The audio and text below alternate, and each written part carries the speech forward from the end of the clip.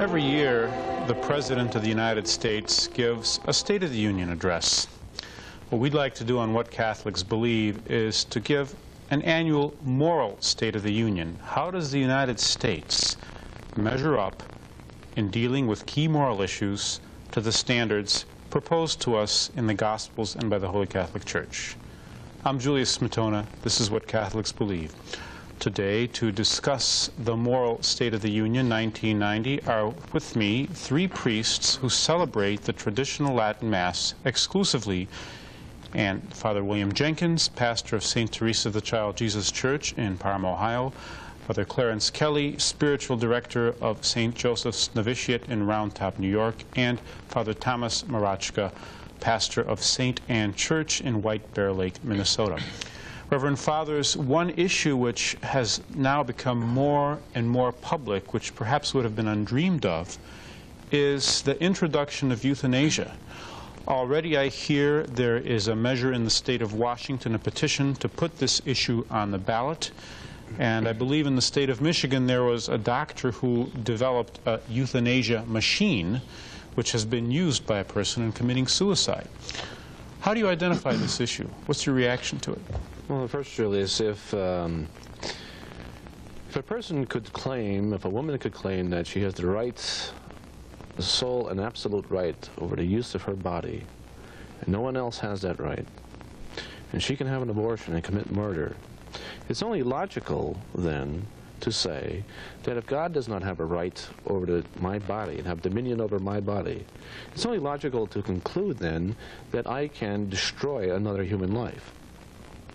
There was a doctor that told me a little while ago, he was doing his residency in St. Mary's in Minneapolis, and about 2 years ago, and he told me, Father, he said, just as abortion was the burning issue in the 70s and in the 80s, is that euthanasia will be the burning issue in the 90s and 2000 and beyond.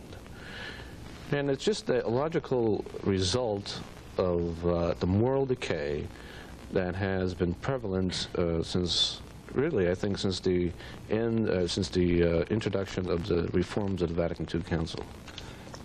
The problem is that people do not do things based upon principles.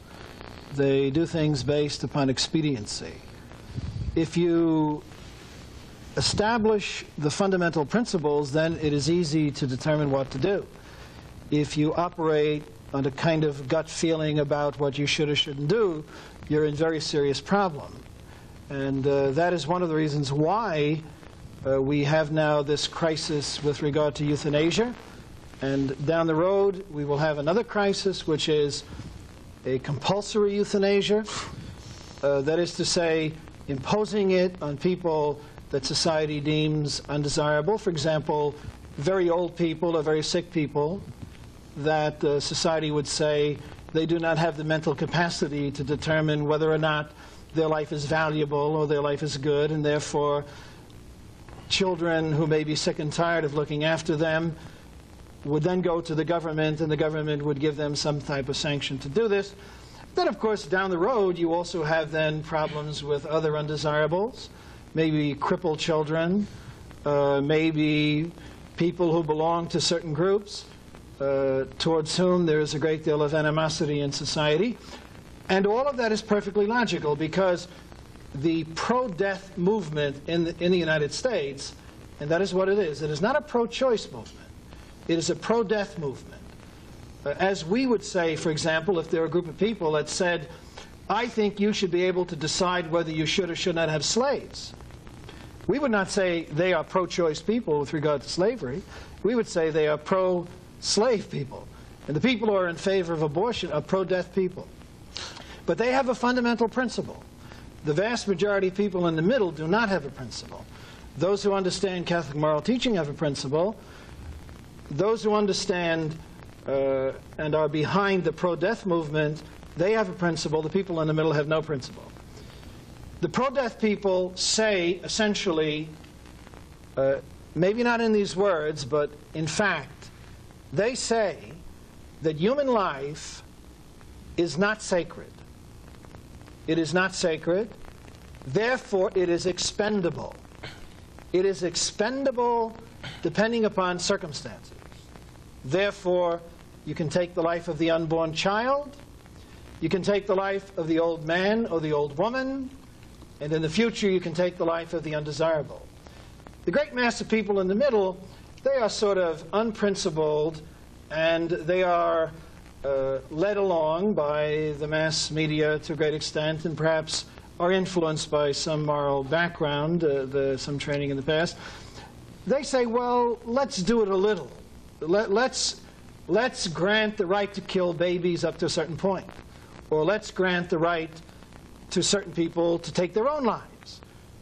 They don't understand that once they grant that, then there is no stopping the pro-death people. The people who understand the nature of murder, who understand the nature of human life, they know that it is intrinsically evil to directly take innocent life, no matter what circumstances are, whether it's the innocent life of an unborn baby, whether it's the innocent life of a mother, whether it's the innocent life of some sick person who is not able to speak for themselves.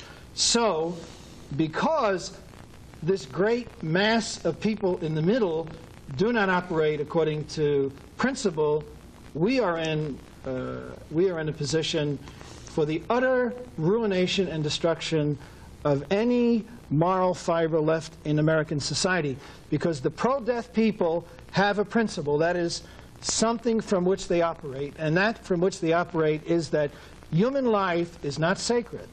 There's no essential difference between a dog or a cat or a human being. The only essential difference is who has the power, who pulls the political strings, who has the upper hand, and who can dictate who will live and who will die. It's interesting that you mention that, Father Kelly, because someone who is now a vegetarian said, what right do we have to kill animals? And in a further conversation, when I told him I used fertilizer, he was very upset because I was wrecking the earth, even though it was an organic fertilizer. Father Jenkins, you've participated in the March for Life in Washington, D.C., and have been a very outspoken proponent of the pro-life movement. What is your opinion now? What have we seen since 1989? Are you encouraged by this march in April, and the Life March in April, the recent legislative movements in Idaho and Louisiana? How do you regard these? Well, Julius, of course, I'm encouraged by any progress that is made toward protecting the life of unborn children. And I do think there has been some progress made, although it has been, I think, somewhat superficial.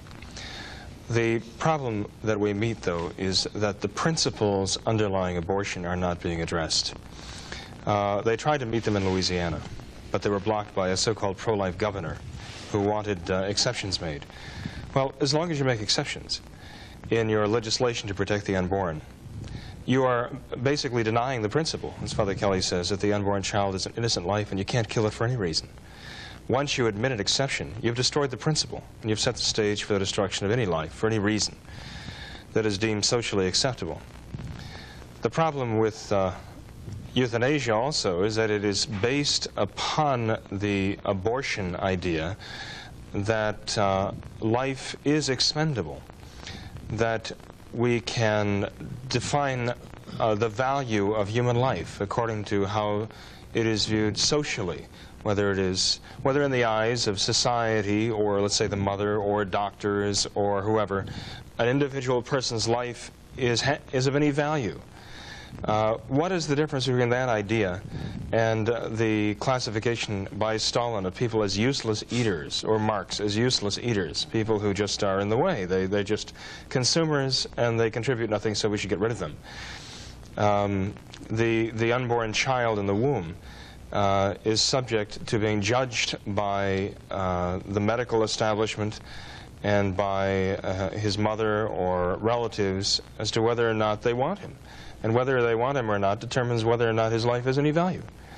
Well, as soon as you admit that principle, then everybody is expendable, depending upon who is in the driver's seat, who is empowered to make that judgment, and what he considers to be valuable to him personally or not. What we're going to see is a euthanasia movement growing, at the very same time that people are saying that there's no essential difference between the life of an animal or a plant and a human being. It all depends on how useful he is to a certain group of people who control the machine, who have their hand on the switch. And when that happens, it's going to be hell on earth. I think it's important, Julius, in the context of all it is, to bear in mind that we as human beings have an obligation to obey the moral law. We have an objective standard of morality. We, as St. Paul and other saints have said, that the natural law which is nothing more than the rational creature's participation in the eternal law of God, is written in the hearts of men. And that when we commit sin, when human beings have abortions or murder elderly people, their conscience bothers them. Guilt sets in. They know it is wrong. We have to bear in mind also that God has revealed to men certain revealed laws, the Ten Commandments, divinely revealed to men, which we have an obligation to obey. And this is precisely what this world in which we live today wishes to deny, wishes to sever itself from any authority imposing rules and laws upon themselves. Father Jenkins. I was talking to a former member of the Peace Corps who had worked in Africa one time. And I had mentioned to him that I was interested in going to Africa as a missionary. And his response was surprising to me. Father, you don't want to go there. I said, what do you mean? He said, I'll tell you a story. He said, I was driving down the road, and I saw a carcass, a bit of carrion by the side of the road, being picked apart by birds.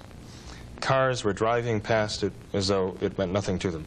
When I got up to it, I saw that it was a human body, lying there by the side of the road, dumped there, to be devoured by beasts. He said, there's no respect for life. I said, how did you know it was a human being if the body was so badly decomposed and so badly eaten? He said, there's no mistaking a human hand. He said that this country is the one of the few countries in the world where there is respect for human life, where if someone's life is taken from him by force, it is considered to be a major problem. In other countries of the world, he says, it is routine, that one's life is always in jeopardy because there is such blatant disregard for the value of human life. Now, if in this country we are losing that respect for human life because we no longer see man as a creature of God who has been constituted in his own image and likeness with an eternal destiny, but he's merely a commodity, he's merely a unit of some social mass, or he is simply an animal and no more, then this world is in very serious trouble. That's the essential difference. Either you do or you do not believe that man has an immortal soul. If you believe he does, then he is essentially different from every other living thing on the face of the earth. If you believe he does not have an immortal soul, if you think the difference between a man and other animals is his brain and the location of the molecules and the cells of the brain, if you think that's the only difference, then there is no difference. I mean, we do not lament, for example, the death of a dolphin. We don't anyway. There are people who do, as if it were the death of a human being. But if a dolphin dies, or if a shark dies, or if a guppy dies, we do not lament the death of a shark and fail to weep at the death of a guppy because the brain of the shark is more advanced than the guppy's. I mean, it's insane. The essential difference between man and animal is that man has a spiritual soul, an immortal soul, which makes him in the image and likeness of Almighty God. That is what gives him rights, God-given rights.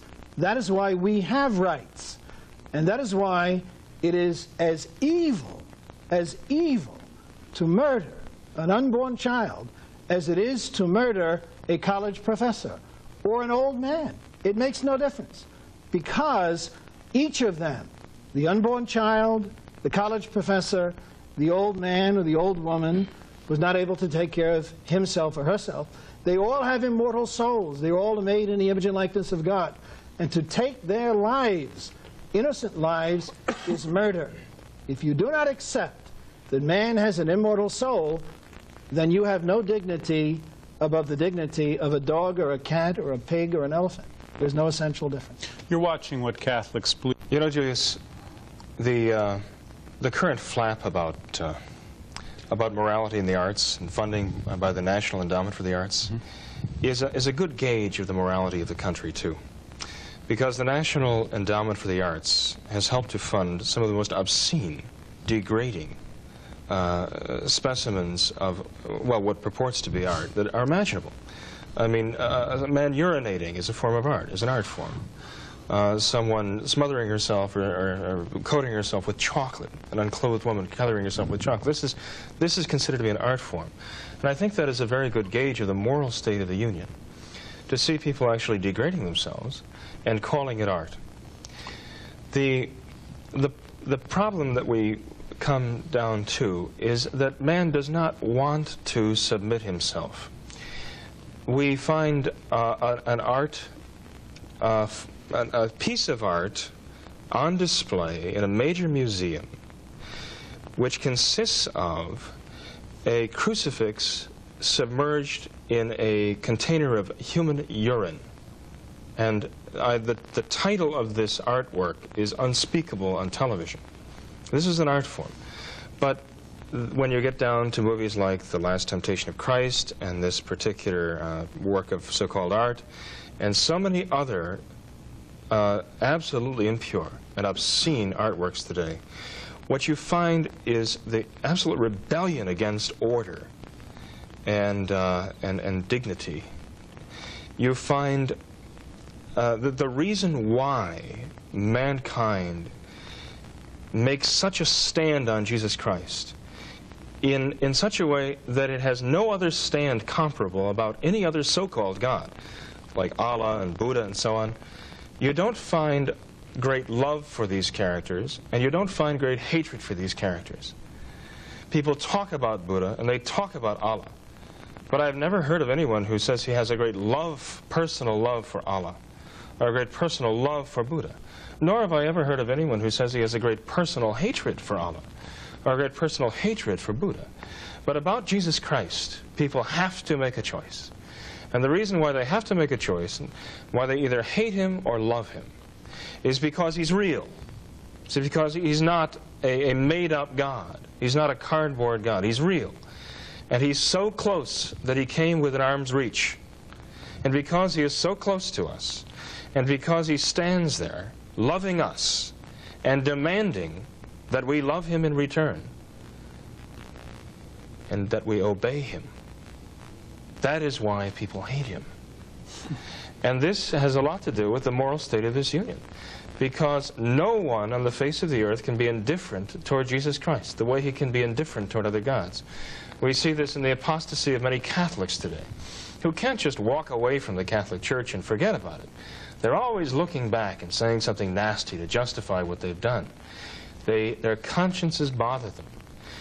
They cannot be indifferent toward Jesus Christ. They either have to love him and obey him, and if they're not willing to do that, then they hate him. Let me just say before you say that, it's sort of an addition, an addendum, a slight addendum, it'll be short, to what Father Jenkins has said.